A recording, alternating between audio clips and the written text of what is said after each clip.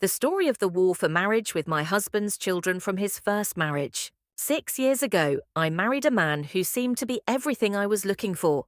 We both had baggage, each of us with children from previous marriages. But we were committed to blending our families and building a life together. My children, 18 and 16 years old, were respectful, kind, and understanding of the complexities of a blended family. His children, on the other hand, were a different story. His daughter, almost 21, and his 15-year-old son had recently moved in with us. The situation was a direct result of his ex-wife's decision to remarry and prioritize her new life, conveniently sending the kids to their father upon hearing of his new business venture. They arrived not with the excitement of being a part of a new family, but with an agenda. Who will inherit the business? That was their primary concern, and it was a question they didn't even try to conceal. From the moment they stepped through the door, the dynamics of our home shifted. My husband's children were relentless in asserting their dominance, using their father's success as a weapon. They created chaos, leaving their dirty laundry all over the place, knowing full well that I'd be the one to clean up after them. His daughter, in particular, made a point of tossing her dirty clothes in the bathroom, where everyone could see it, as if marking her territory. It was as if they were daring me to say something, to challenge them. But I couldn't. Every time I attempted to set boundaries or express my discomfort, his daughter would manipulate the situation, turning my husband against me. His son, on the other hand, had turned into a nocturnal creature, glued to his computer screen all night and sleeping away the day. Their blatant disregard for our home, for me and for my children was infuriating. But what was worse was the effect it was having on my own kids. My children had become shadows in their own home.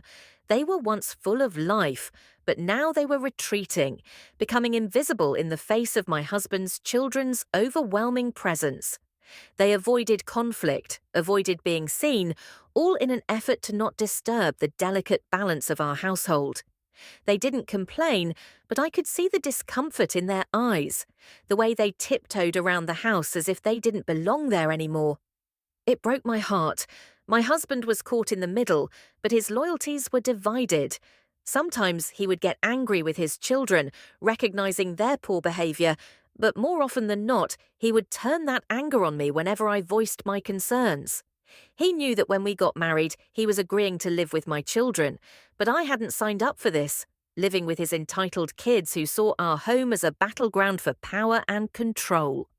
The more I thought about it, the more I realized that this wasn't the life I wanted for myself or my children. Divorce had crossed my mind before, but it was becoming a more serious consideration with each passing day.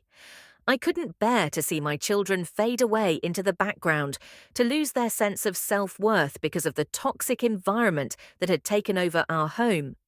But I also knew that if I was going to do this, I had to be smart. I couldn't just leave without a plan. I needed to ensure that my children and I would be okay, that we would come out of this stronger, not broken. And so I began to formulate a strategy. Over the next few weeks, I took careful note of everything happening in our home. Every disrespectful comment, every dirty sock left lying around, every time my husband's children undermined me or my kids, it all went into my mental ledger. I needed to understand the full scope of the situation before I made any moves. I also began quietly reaching out to my own support network. I spoke to my closest friends, those who had seen me through my first divorce and who knew me well. I needed their advice, their wisdom. I also confided in my sister, who was fiercely protective of me.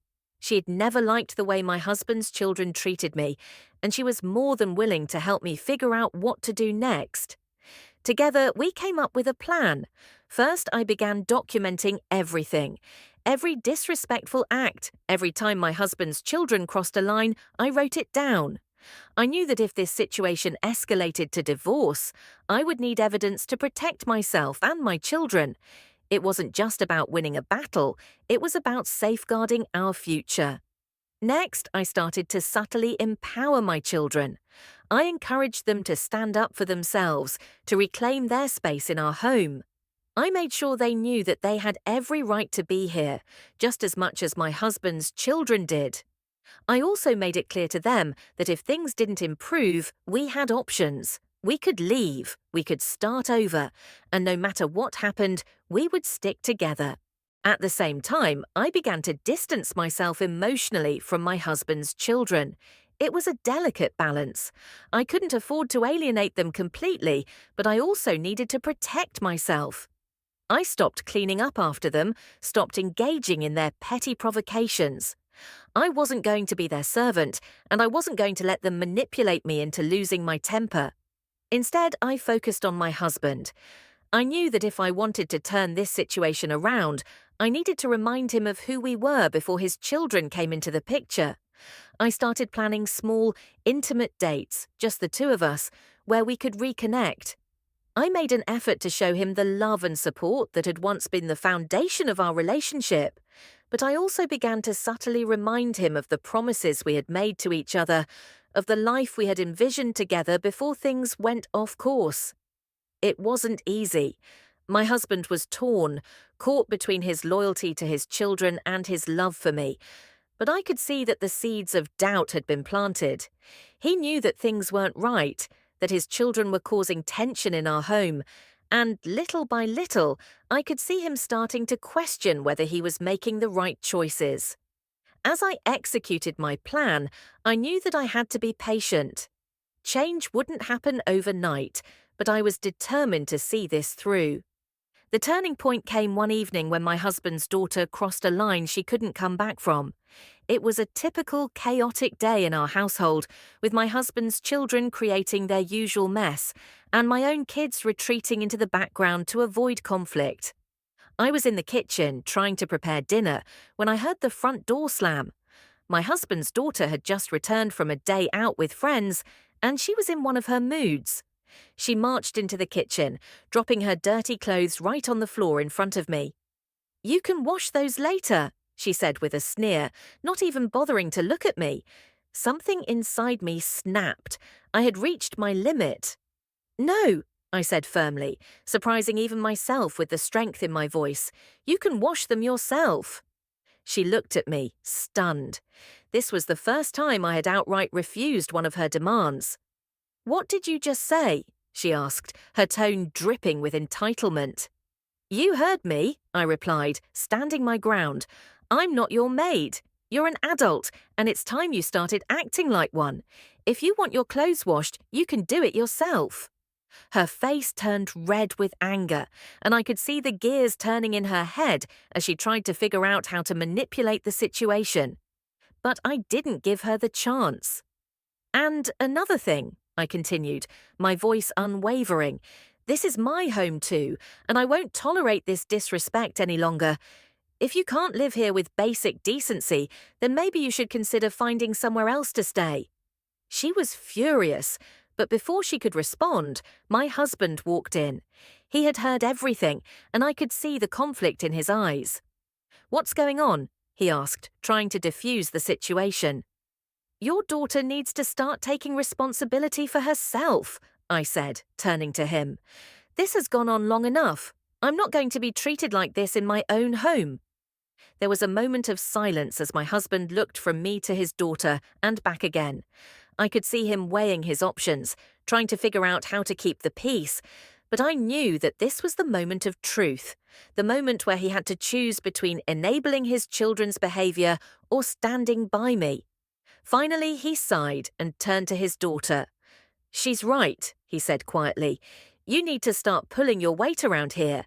This isn't just your home, it's hers too, and we all need to respect that."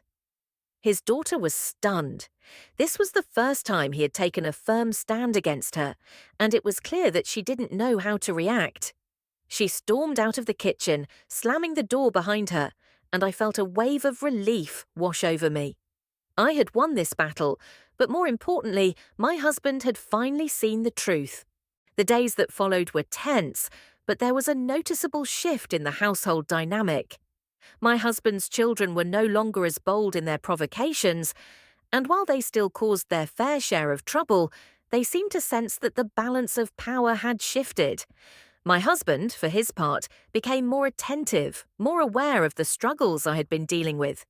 He began to take a more active role in managing his children's behavior, and for the first time in a long while, I felt like we were a team again. My own children, seeing the change, started to come out of their shells. They were still cautious, still wary of my husband's children, but they were no longer shadows in their own home. They began to reclaim their space, their confidence slowly returning. As the weeks turned into months, the tension in our home gradually eased. It wasn't perfect. There were still moments of conflict, of course, but it was better. We were finally finding a way to coexist as a blended family, and it was clear that my husband was committed to making it work. But even as things improved, I couldn't shake the feeling that something still needed to change. My husband's children weren't going to magically transform into model citizens overnight, and I knew that if we were going to have a peaceful home, there needed to be clear boundaries. And so, I proposed a solution to my husband, a family meeting where we would lay everything out on the table and set some ground rules for how we would all live together.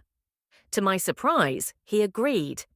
The meeting was tense at first, with his children resistant to the idea of being told what to do. But as we talked, it became clear that this was a necessary step. We discussed chores, responsibilities, and most importantly, respect. We set boundaries for personal space, for how we would communicate, and for how we would support each other as a family. It wasn't easy, and there were definitely some heated moments, but by the end of the meeting, there was a sense of relief. We had finally established a framework for living together that respected everyone's needs. As we all went to bed that night, I felt a sense of peace that I hadn't felt in a long time. We still had a long way to go, but for the first time, I felt like we were on the right path. In the months that followed, our household began to find its rhythm. The tension that had once filled every corner of our home was slowly being replaced by a sense of cooperation and mutual respect. My husband's children, while still not perfect, had begun to understand that they could no longer run roughshod over everyone else. They were learning, albeit slowly, that respect was a two-way street. My husband, too, was making strides. He was more involved, more supportive, and more willing to listen to my concerns without immediately taking sides. It was clear that he was committed to making our marriage work, and that meant a lot to me. But even as things improved, I couldn't shake the nagging feeling that something was still off. My husband's children were still a presence that I couldn't fully trust, and while the open hostility had decreased, the underlying tension remained. My own children were happier, but they were still walking on eggshells, afraid that one wrong move would send us all back to square one. And then, one day, it hit me. I realized that while things had gotten better, I was still living in a situation where I had to constantly manage and navigate around other people's behaviors. My life, my happiness, was still being dictated by the actions of others. That's when I knew I had to make a final decision. I sat down with my husband and had an honest conversation about everything, about how far we had come, but also about how far we still had to go. I told him that I needed more, that I needed a life where I didn't have to constantly fight for peace in my own home. I needed a life where my children could thrive without feeling like they were in someone else's shadow. To my surprise, my husband understood. He admitted that he had been blind to the strain his children had put on our relationship, and that while he was committed to our marriage, he also wanted what was best for me and my children. And so, we made a decision together. We decided that it was time for a change, time for my husband's children to find their own way, to learn to live independently. We agreed that they would move out, that we would help them get set up in their own place, but that it was time for them to take responsibility for their own lives. It wasn't an easy decision, but it was the right one. The day my husband's children moved out was bittersweet. There were tears, but there was also relief. Relief that we could finally start fresh, that we could rebuild our marriage without the constant tension. And as my husband and I stood in our now quiet home, I felt a sense of hope for the future. We had been through so much, but we had come out the other side stronger, more united, and more committed to each other. My children too began to thrive. They no longer had to hide in the shadows, and they started to reclaim their lives, their confidence, and their happiness. In the end, I realized that sometimes the hardest decisions are the ones that lead to the greatest rewards. My marriage was stronger, my children were happier, and for the first time in a long time, I felt like I was in control of my own life. And that was the greatest victory of all.